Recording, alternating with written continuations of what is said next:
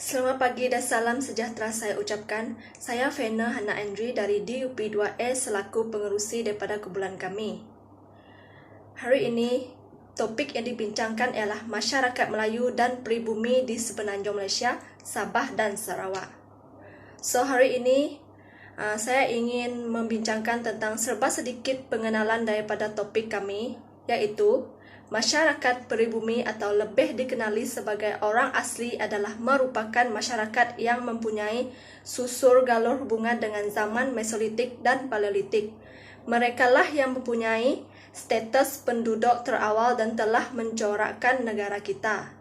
Mereka sering dilabel sebagai tidak bertamadun dan kuno serta sering ditindas oleh pihak-pihak tertentu.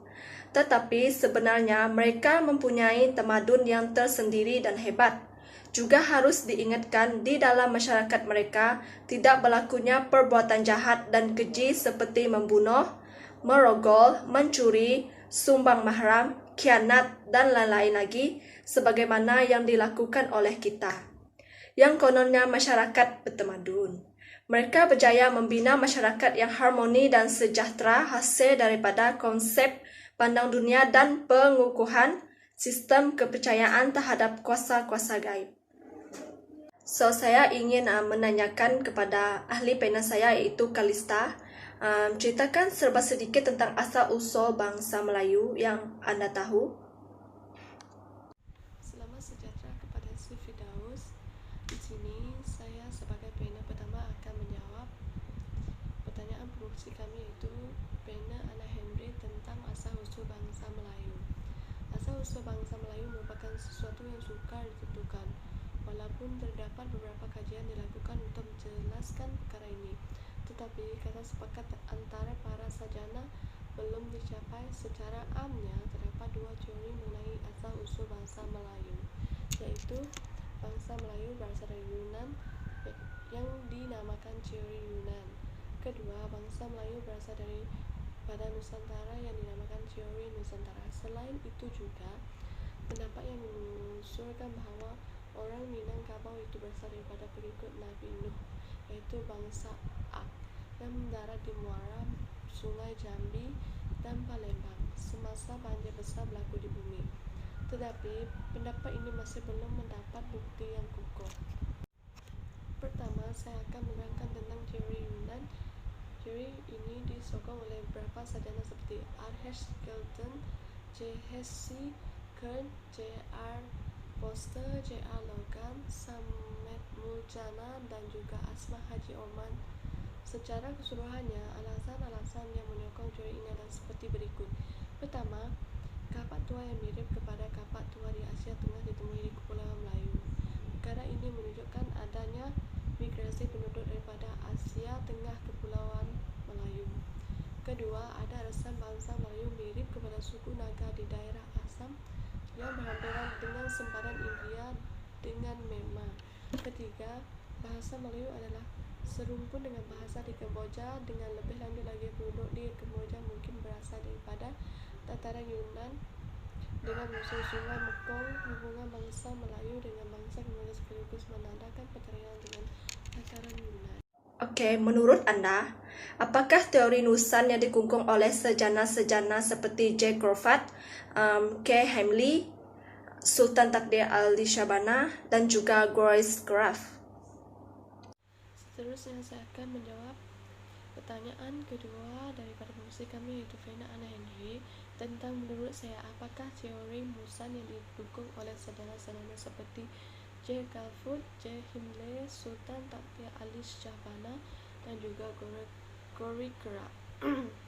Seperti yang saya nyatakan pada soalan pertama tadi, terdapat dua teori mengenai asal-usul bangsa Melayu, yaitu teori Yunan dan teori Nusantara. Untuk teori Yunan, R.H. Skelton, J.H. Kern, J.R. Foster dan J.R. Logan, Salman Mujan dan juga Asma Haji Omar menyokong teori Yunan dengan alasan-alasan yang dah saya terangkan pada soalan pertama tadi. Untuk sarjana-sarjana seperti J. Kafut, K. Himle, Sultan Ta'adir Ali Shibana, dan juga Guru Grab, mereka menyokong teori Nusantara dengan alasan-alasan bangsa Melayu dan bangsa Jawa mempunyai tamadun yang tinggi pada abad ke-19.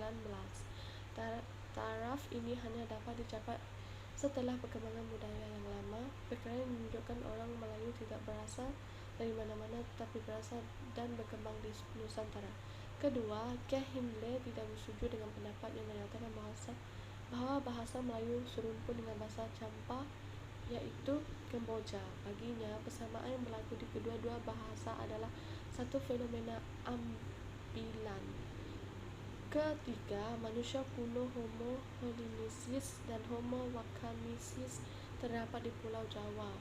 Penemuan manusia kuno ini di Pulau Jawa menunjukkan adanya manusia kuno tersebut yakni berasal daripada Jawa dan mewujudkan tamadun bersendirian. Terakhir, bahasa di Nusantara mempunyai perbezaan yang ketara dengan bahasa di Asia Tengah. Oke, saya beralih kepada panel 2 yaitu Dospin Salina, yaitu mengenai masyarakat pribumi di Sabah. Seperti yang Anda tahu, berapakah etnik yang ada di Sabah? Dan senaraikan tarian yang ada di Sabah dan huraikan tentang tarian-tarian tersebut.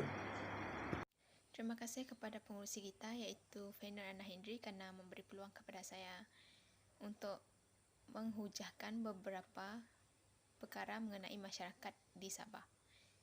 Jadi, masyarakat di Sabah mempunyai lebih kurang daripada 30 etnik suku kaum. Sabah adalah sebuah negeri yang kaya dengan tarian kebudayaannya kerana apabila tiba musim perayaan seperti Pesta Keamatan dan juga perayaan Sabah Fest yang dirayakan pada Mei setiap tahun, orang ramai pasti akan menunjukkan pelbagai tarian kebudayaan yang akan dipersembahkan bagi menceriakan lagi suasana perayaan tersebut. Penduduk Sabah terdiri daripada pelbagai suku kaum. Jadi, etnik terbesar yang ada di Sabah adalah Kadazan Dusun, Bajau, dan Murut. Beralih kepada pertanyaan seterusnya.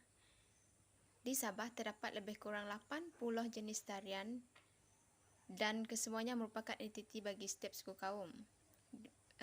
Jadi hari ini saya ingin memberitahu 3 tarian yang ada di Sabah.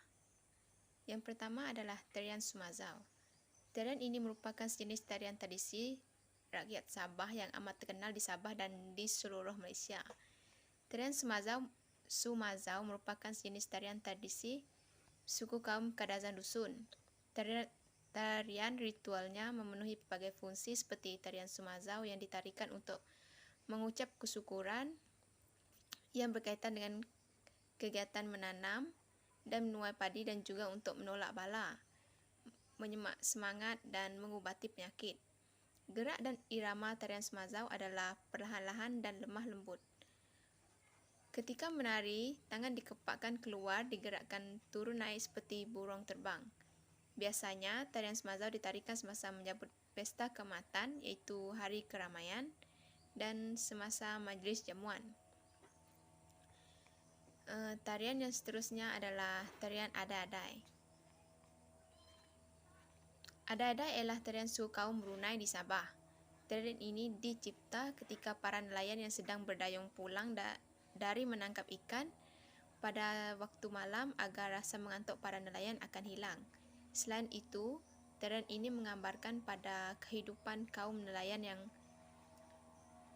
mana merupakan kehidupan tradisi masyarakat Brunei. Dalam tarian ini, ia mengisahkan cerita kumpulan nelayan seperti menangkap ikan di laut, manakala kaum wanita menunggu kepulangan mereka di kawasan pantai untuk membantu hasil tangkapan yang akan diperolehi. Tarian yang ketiga yang ingin saya huraikan pada hari ini adalah tarian Daling-Daling. Mengikut sejarahnya, tarian Daling-Daling sebenarnya berasal dari Spanyol. Ia dipercayai dikenalkan oleh tentera Spanyol kepada penduduk Filipina. Akibat pengaruh yang dibawakan tentera Spanyol, kini tarian Daling-Daling menjadi tarian bagi kaum Sulu yang tinggal di Tawau. Alat muzik yang digunakan adalah gapbang dan 2 bilah dayung yang disebut bolak-bolak. Jadi itu saja yang ingin saya beritahu pada hari ini. Sekian, terima kasih. Oke, terima kasih kepada panel 2 yaitu Dospin Selina. So, saya juga ingin beralih kepada panel 3 yaitu Vanessa tentang masyarakat pribumi di Sarawak. Seperti anda tahu, apakah latar belakang masyarakat Sarawak dan apakah agama dan kepercayaan masyarakat di Sarawak yang kita ketahui? Salam sejahtera, saya ahli panel 3 iaitu Vanessa Claudia. Saya akan menjawab soalan daripada pengurusi berkenaan dengan apakah latar belakang masyarakat Sarawak.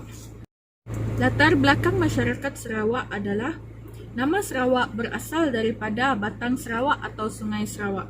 Penemuan dan peninggalan sejarah di Gua Niah seperti tembikar, alat perkakas yang diperbuat daripada batu serta lukisan pada dinding. 2. Membuktikan Sarawak sebagai negeri terawal yang didiami oleh manusia di Asia Tenggara. Selain itu, Sarawak juga ditabir oleh Kesultanan Brunei sejak abad ke-15 yang membahagikan Sarawak kepada beberapa unit jajahan yang ditabir seorang pembesar dan mempunyai kuasa otonomi. Contohnya, Sungai Sekerang ditabir oleh Syarif Sahab dan sungai. Selain daripada itu, masyarakat Sarawak juga mempunyai 27 kumpulan etnik di Sarawak yang mempunyai bahasa, cara hidup dan budaya yang berbeza-beza. Penempatan di pesisiran pantai terdiri daripada orang Melayu dan orang Melanau, manakala penempatan di lembah sungai terdiri daripada orang Iban, Bidayo serta Kenyah. Selain daripada itu, penempatan di pendalaman terdiri daripada orang Kelabit, Penan serta Murut. Corak penempatan dan taburan penduduk yang berselera menyebabkan masyarakat Sarawak kurang berhubung dengan orang luar dan membentuk identiti kebudayaan tersendiri mengikut persekitaran. Beralih kepada soalan seterusnya iaitu apakah agama dan kepercayaan masyarakat di Sarawak.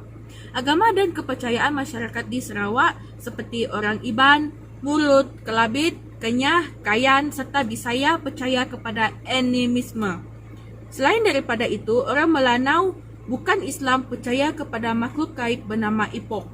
Seterusnya, orang Penan dikenali sebagai Penan nomad kerana hidup berpindah randah dan dilarang menetap secara kekal. Dan yang terakhir, orang Iban menyemak kawasan yang hendak didirikan rumah dan percaya petanda daripada bunyi burung beragai dan burung ketupung. Sekian, terima kasih.